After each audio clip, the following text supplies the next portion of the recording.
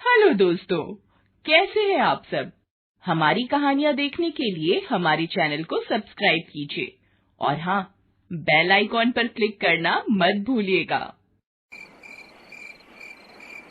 रात के 10 बज रहे थे। हर ओर सन्नाटा था, लेकिन रात के इस सन्नाटे में गर्ल्स हॉस्टल से एक लड़की बाहर निकलती है।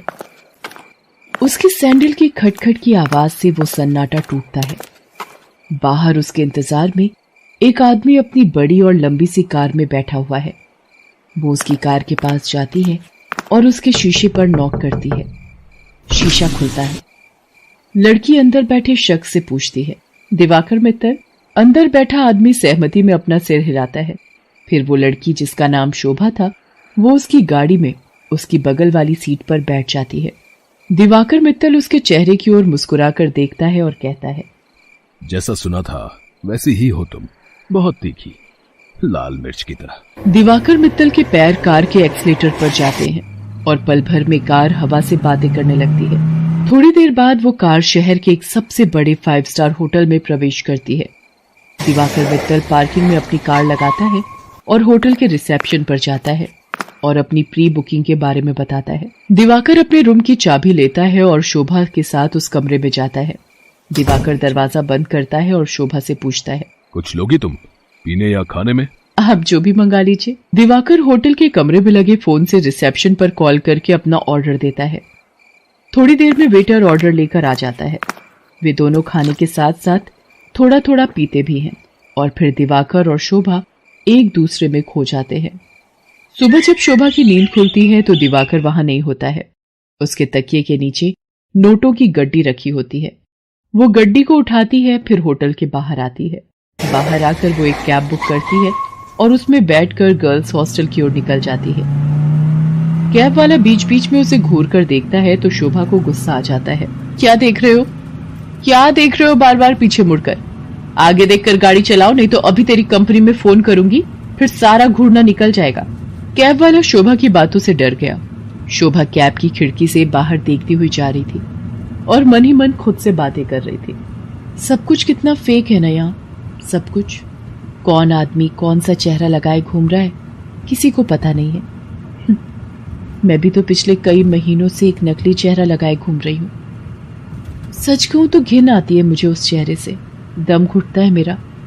लेकिन अब इस चेहरे के बिना मैं रह भी तो नहीं सकती। ये कहानी है जमालपुर की रहने वाली शोभा की।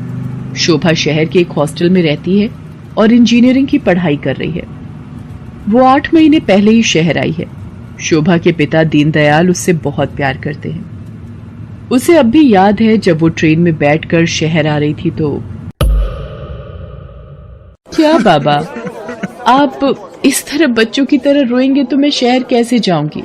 क्या कहूँ शोभा, 5 बरस की थी तू जब तेरी अम्मा तुझे गोद में डालकर हमेशा के लिए हम सबको छोड़कर चली गई। तब से तुझे ही देखकर जिया है। जानती हूँ बाबा। सोचा था कि एक बार ही तुझे विदा करूंगा जब तेरी शादी होगी, लेकिन शादी के पहले ही। ये कहकर दीनदयाल शोभा को गले लगाकर फिर से फूट फूट कर रोने लगा। ठीक है बाबा, मैं नहीं जाती हूँ शहर, यही रहती हूँ आपके पास। लेकिन आप ही तो हमेशा जिद करते हैं कि तुम्हें खूब पढ़ना है, बहुत बड़ा आदमी बनना है। अब आगे की पढ़ाई गाँव में तो नहीं हो सकती, तभी तो मैं शहर जा रही हूँ। ठीक है, मैं ट्रेन से उतर जाती हूँ। उसी समय ट्रेन की सीटी बजी। दीनदयाल जल्दी से ट्रेन से उतरा। ट्रेन ने कुछ ही देर में रफ्तार पकड़ ली। शोभा ट्रेन से आगे निकलती गई और दीनदयाल पीछे छूटता गया। शहर में शोभा गर्ल्स हॉस्टल में रहने लगी और अपनी पढ़ाई करने लगी। उसकी रूम पार्टनर थी रेखा। रेखा का बैकग्राउंड भी शोभा की तरह ही था। उसके पिता नहीं थे। उसकी माँ दूसरों के खेतों में काम करती थी। बहुत कठिनाई से गुजर बसर होता था। एक दिन की बात है, शोभा कमरे की सफाई कर रही थी तो उसे रेखा के तकिए के नीचे से नोटों की गड्डी मिली। इतने सारे पैसे, ये यहाँ कैसे आए? रेखा उस समय नहा रही थी। जब वो नहाकर बाहर आई तो शोभा ने उससे पैसों के बारे में पूछा, लेकिन रेखा ने उसकी बात का सही सही कोई जवाब नहीं दिया। आश्चर्य तो हुआ क्योंकि वे दोनों अच्छे दोस्त थे। कुछ बात तो है जो रेखा मुझसे छिपा रही है, लेकिन क्या? शोभा ने एक बात और नोटिस किया कि हफ्ते में 3-4 दिन रेखा रात को कहीं चली जाती थी और सुबह वापस आती थी। उसने इस बारे में भी रेखा से पूछा तो तू भी बिना मतलब जासूसी करती रहती है। तू अपने काम से काम रखना। मैं कहाँ जाती हूँ, क्यों जाती हूँ, हर चीज का हिसाब देना जरूरी है क्या?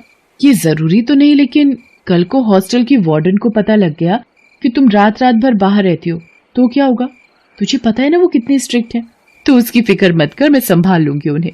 धीरे धीरे शोभा ने रेखा की लाइफस्टाइल में बहुत तब्दीली देखी। वो महंगे से महंगे कपड़े और जूते खरीदती, लेटेस्ट मोबाइल फोन रखती, उसका जब जो मन करता वो करती। शोभा उसकी लाइफस्टाइल से बहुत प्रभावित हो गई। शोभा ने बचपन से अब तक गरीबी ही देखी थी, इसलिए उसका भी मन करता कि वो भी नए कपड़े खरीदे, महंगे मोबाइल रखे, उसका जो मन करे वो कर सके। रेखा देख, मैं तुझसे ये नहीं पूछने वाली कि तू ऐसी रईसों वाली लाइफस्टाइल कैसे जीती है, लेकिन मैं भी तेरी तरह जीना चाहती हूँ। मैं तंग आ गई हूँ एक एक पैसे के लिए तरसते हुए। पहले तो रेखा टाल मटोल करती रही, लेकिन फिर उसने सच्चाई बता दी कि वो एक कॉल गर्ल का काम करती है। उसकी बातों को सुनकर शोभा शॉक्ड रह गई और उसने कहा कि अगर ये बात वार्डन को पता लग गई तो? तू बड़ी भोली है रे शोभा। हॉस्टल की वार्डन को सब पता है, वही तो हमें दबाव डालकर भेजती है लोगों के पास। वार्डन की सारी सच्चाई जानकर शोभा एक बार फिर से चौंक गई। रेखा ने उसे ये भी बताया कि हॉस्टल की कुछ और लड़कियां ये काम करती हैं। शोभा को ये सब सुनकर अजीब तो लगा, लेकिन बेहतर लाइफस्टाइल के चक्कर में वो अपने सम्मान का सौदा करने के लिए तैयार हो। मैं इस गंदे दलदल में फंस गई हूँ। हालांकि इस दलदल ने मुझे बहुत सारी वो चीजें दी जिसके लिए मैं तरसती थी, लेकिन मैंने अपनी मासूमियत खो दी है, मैंने अपनी शांति खो दी है, मैंने अपनी पवित्रता खो दी है। बाबा को कितनी उम्मीद थी मुझसे, और मैं क्या करने लगी मैं। शोभा की आंखें भीग गई थी। वो अब ये काम नहीं करना चाहती थी, लेकिन हॉस्टल की वार्डन उस पर बार बार दबाव डाल रही थी। देख शोभा, जल में रहकर मगर से बैर मत कर, और हाँ, ये सती सावित्री बनने का नाटक छोड़ और जो बोलती हूँ वो कर। शोभा ने वार्डन को फिर से इनकार कर दिया। गुस्से में वार्डन ने उससे कहा, देख शोभा, तेरा इनकार तेरे भविष्य के सारे रास्ते बंद कर देगा। मेरी एक शिकायत पर कॉलेज से भी तुझे निकाल दिया जाएगा, और तुझे मैं इतना बदनाम करवा दूंगी कि इस शहर तो क्या, तू कहीं भी किसी को मुंह दिखाने के लायक नहीं रहेगी। शोभा उस रात हॉस्टल से निकली तो जरूर, लेकिन उसने कुछ तय कर लिया था। वो हॉस्टल से निकलकर सीधा पुलिस स्टेशन पहुंची और इंस्पेक्टर नाज़नीन को हॉस्टल और वार्डन की सारी सच्चाई बता दी। शोभा की बात सुनकर नाज़नीन शॉक्ड रह गई। शर्म आ रही है मुझे तुम पर और उन सभी लड़कियों पर जो अच्छी लाइफस्टाइल के चक्कर में शॉर्टकट अपनाती हैं और अपने सम्मान का सौदा करती हैं, और तुम जैसे मासूम लोगों का फायदा तुम्हारी वार्डन जैसे लोग उठाते हैं। मुझसे बहुत बड़ी गलती हो गई इंस्पेक्टर नाज़नीन। मुझे खुशी है कि तुम्हें अपनी गलती का एहसास तो हुआ, लेकिन ये गलती कोई और ना करे और तुम्हारी वार्डन किसी और का फायदा ना उठाए। इसके लिए इस पूरे रैकेट को तोड़ना पड़ेगा।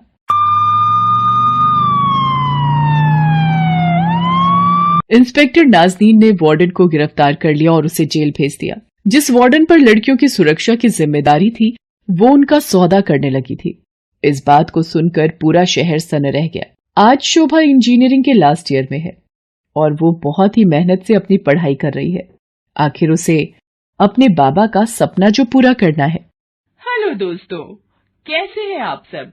हमारी कहानियां देखने के लिए हमारे चैनल को सब्सक्राइब कीजिए और हाँ, बेल आइकॉन पर क्लिक करना मत भूलिएगा।